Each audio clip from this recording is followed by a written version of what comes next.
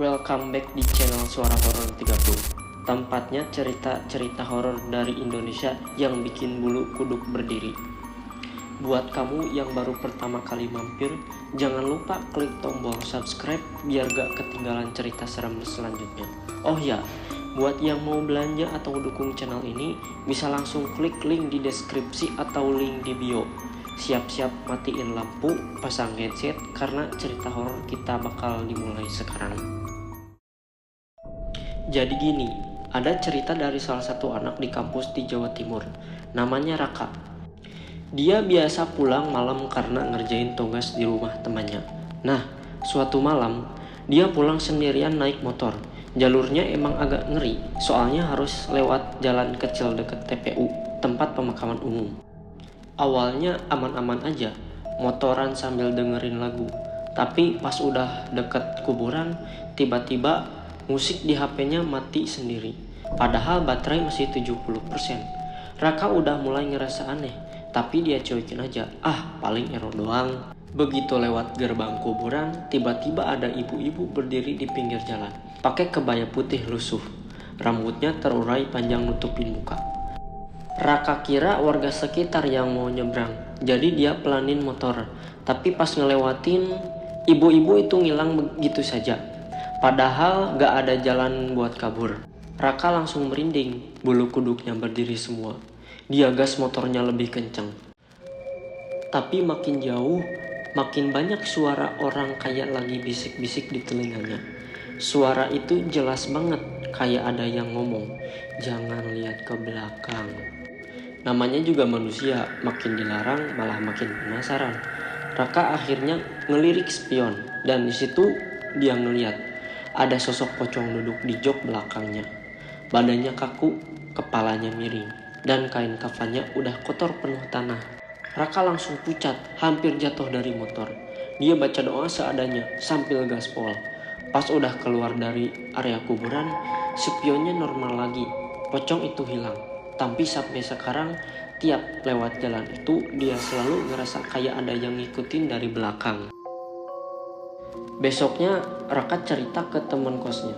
Tapi kayak biasa, teman-temannya malah ketawa. Dia bilang cuma kecapean. "Udahlah, lo kebanyakan begadang kali, makanya halu," kata temannya. Raka kesel, tapi ya udah. Sampai akhirnya, beberapa hari kemudian, ada kejadian lagi. Malam itu dia pulang agak larut, sekitar jam 1 malam. Jalan yang biasa dia lewatin ditutup karena ada perbaikan. Jadi mau gak mau dia harus lewat jalan kuburan itu lagi. Pas masuk area kuburan, lampu jalan yang biasanya nyala malah mati semua. Gelap total. Cuma lampu motor Raka yang jadi penerang. Nah, pas itu dia mulai nyium bau anyir, bau darah gitu. Semakin maju, bau itu semakin kuat. Tiba-tiba dari balik nisan ada bayangan tinggi banget, mungkin lebih dari 2 meter. Bayangan itu pelan-pelan maju ke tengah jalan.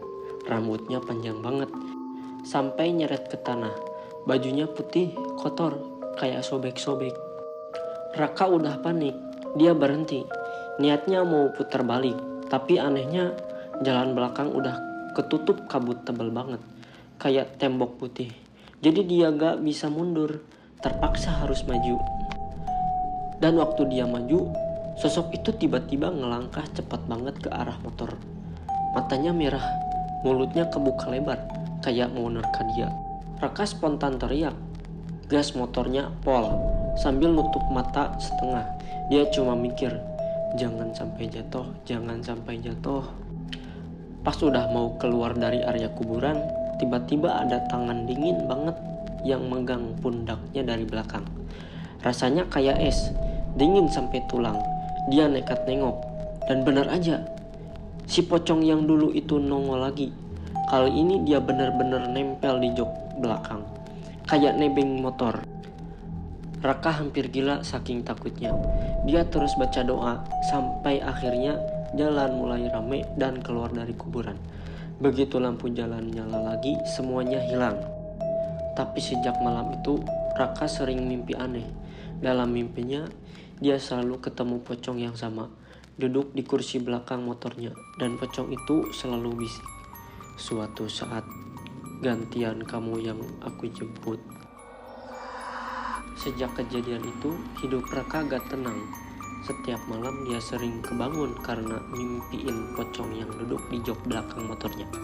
Kadang mimpi itu cuma sekilas, tapi ada juga yang panjang, kayak bener-bener diajak jalan bareng si pocong itu. Temen kosnya makin lama mulai notice. Soalnya tiap pagi muka Raka pucat, matanya hitam, kayak kurang tidur. Sampai suatu hari temennya namanya Fajar bilang, "Rak, lo kenapa sih? Badan lo makin kurus, mata lo aneh, jangan-jangan beneran ada yang ngikutin lo." Awalnya Raka gak mau cerita, tapi akhirnya dia buka mulut. Fajar kaget, tapi bukannya gak percaya, dia malah makin penasaran. "Ya udah, coba aja gue temenin lo lewat jalan itu. Kita lihat beneran ada apa." Malam minggu, mereka berdua jalan bareng. Fajar bonceng di belakang. Jalanan sepi, cuma ada suara jangkrik. Begitu masuk area kuburan, hawa dingin langsung nusuk. Dan bener aja, baru beberapa meter, motor mereka goyang sendiri.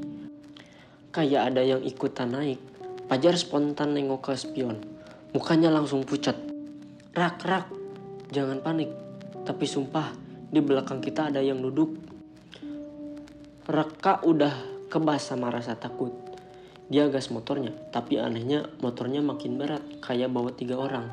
Tiba-tiba dari arah samping kuburan ada suara orang ketawa kecil. Bukannya ketawa manusia biasa, tapi ketawanya cekikikan panjang, kayak dari banyak mulut sekaligus. Fajar udah teriak-teriak baca doa, Raka juga. Tapi pas udah mau keluar dari area kuburan, motor mereka malah mati mendadak. Lampu padam, jalan gelap gulita. Mereka turun, panik, dan di saat itu di tengah jalan kelihatan jelas sosok pocong yang sama. Tapi kali ini bukan cuma satu, ada banyak. Berdiri berjejer di antara nisan. Kepalanya miring semua, kayak lagi ngeliatin mereka. Yang paling depan, pocong itu maju pelan. Lalu suaranya jelas kedengaran, kayak bisikan tapi berat.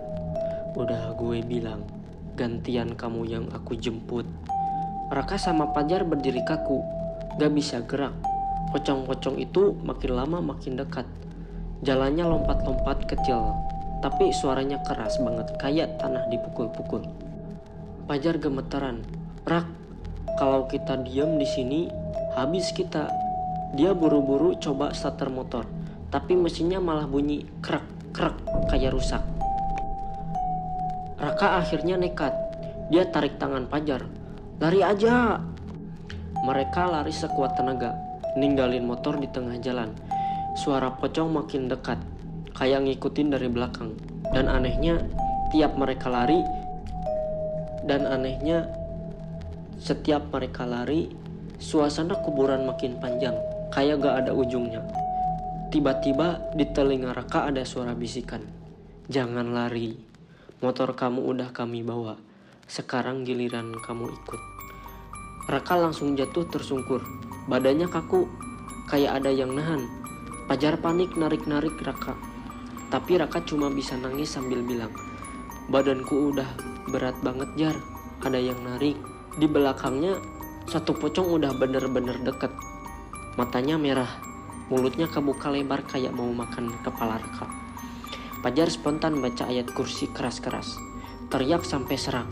Anehnya, suara itu bikin pocong-pocong berhenti. Mereka semua kayak kebakar, badannya goyang-goyang. Terus hilang satu-satu ditelan kabut. Hening, gelap, gak ada suara apa-apa selain napas mereka berdua. Motor yang tadinya hilang, tiba-tiba udah ada lagi di pinggir jalan. Kunci motor masih nempel. Raka sama Fajar langsung ambil motor itu. Gas sekenceng-kencengnya sampai keluar dari area kuburan. Mereka selamat. Tapi sejak malam itu, hidup Raka gak pernah sama lagi. Kadang pas dia naik motor sendirian, dia masih sering ngerasa jok belakangnya berat, kayak ada yang duduk diam di sana. Dan tiap ngaca di spion, ada bayangan putih yang sekilas kayak ngeliatin dia sambil bisik. Belum waktumu, tapi sebentar lagi giliranmu. Itu dia cerita horor hari ini. Kalau kamu suka, jangan lupa like, komen, dan subscribe. Biar gue makin semangat bawain cerita serem lainnya. Kalau punya pengalaman horor pribadi, bisa banget share di kolom komentar. Siapa tahu gue bisa bawain di video selanjutnya. Dan ingat, jangan pernah menonton sendirian kalau kamu gak siap. Karena bisa aja ada yang ikut nimbrung di samping kamu sekarang. Sampai jumpa di cerita horor berikutnya.